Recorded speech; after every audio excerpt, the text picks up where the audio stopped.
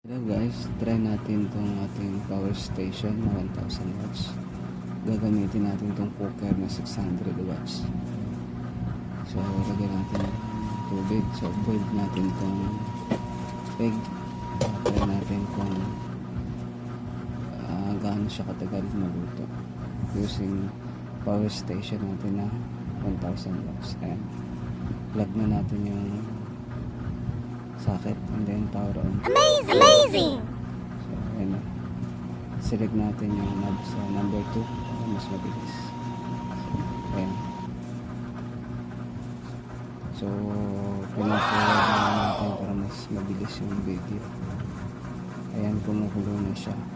And then, wait natin na makook yung egg. Then, check natin yung power consumption na. Okay, so ayan na, kulo na siya.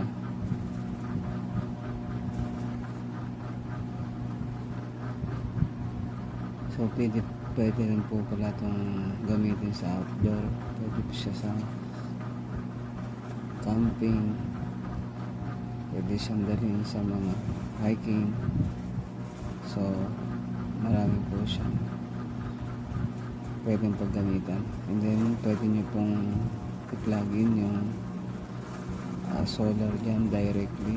Meron na yung nakabang na terminal.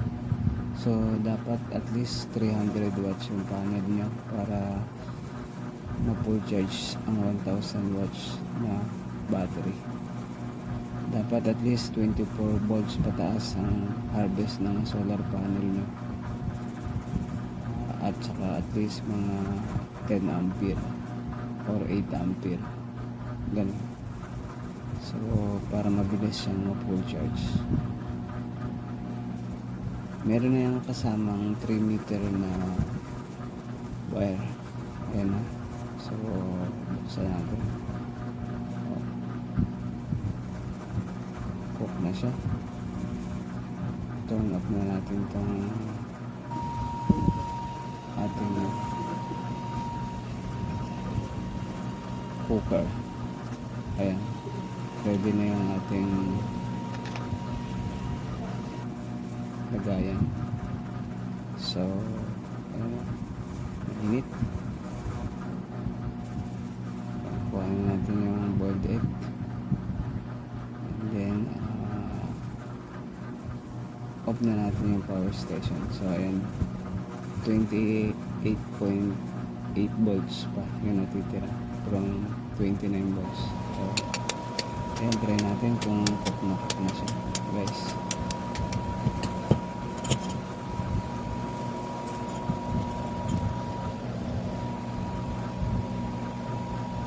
So demo natin para ma-sure natin na kaya niyang power up yung 600 watts na cooker natin. Sa loob ng 15 minutes, ayan na yung result.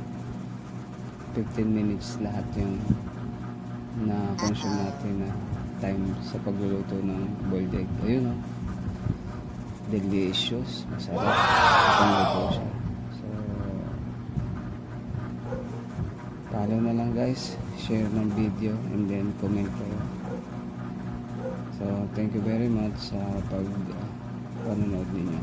Salamat po.